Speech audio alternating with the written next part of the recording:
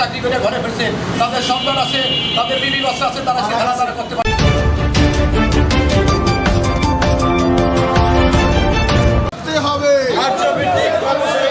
নিয়মিত করতে হবে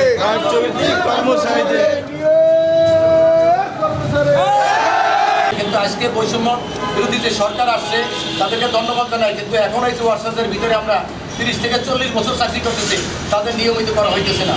যার কারণে আমাদের যেই হাইকোর্ট সুপ্রিম কোর্ট মাননীয় যে আদালত রায় দিয়েছে, এই রায়তে সবাই খুশি আছে, কিন্তু রায় কেন কার্যকর হইতেছে না এটার ব্যাপারে আমাদেরকে আন্দোলন করতে কেন যাইতেছে।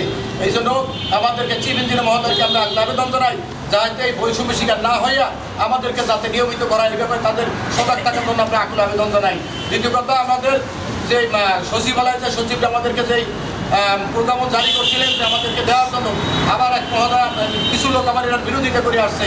আমরা চাই যাতে আমাদের এই কার্যক্রম সঠিকভাবে বৈষম্য না থেকে আমাদেরকে যেন নিয়মিত করা হয়, তার লক্ষ্যে আমরা এরকম আন্দোলন কেন করতেছি, এটার উদ্দেশ্যে আমাদের কাজটা সম্পূর্ণ করা হোক।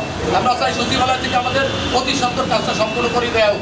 আজকে প্রতিদিন প্রত্যেক জেলায় এরকম আন্দোলন হইতেছে, আজকে অনেকে নিয়মিত থাকতে পারে নাই, তারা 40 বছর চাকরি করে ঘরে ফিরছে, তাদের সন্তান আছে, তাদের বিবি বাচ্চা আছে, তারা আজকে খেলাধুলা করতে পারতেছে না। এদিকে আমাদের একটাই খেয়াল রাখা উচিত, যাতে এই যারা রিটায়ার্ড হয়ে গেছে, পেনশন পাইতেছে না, তাদের দিকে খেয়াল অতি সুলভ তাদের খেয়াল রাখা উচিত।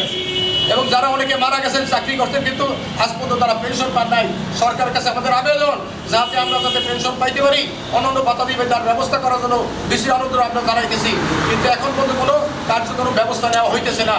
এই জন্য আমাদের চিফ ইঞ্জিনিয়ার মহোদয়ের কাছে বারবার অনুরোধ জানাই আমরা রাজপথে যাতে না আসতে হয়, এই জন্য দৃষ্টি তাদের খেয়াল রাখছি যে আমাদের যাতে হোয়াটসঅ্যাপ যারা আছেন তাদের খেয়াল রাখুন, যাদের 40 বছর চাকরি ঘরে ফিরছেন, তাদের ছেলেমেয়েরা কী অবস্থা আছে, তারা আগে বেতন পাইছে, বাজার করতে পারছে, এখন তাদের একটা টাকা তাদের ইনকাম নাই, কেন তাদের বৈষম্য হইতেছে। অতি সত্ত্বেও তাদেরকে নিয়মিত করার কার্যক্রম ব্যবস্থা করতে হবে। এই আমার কথা শেষ করি। আল্লাহ হাফেজ।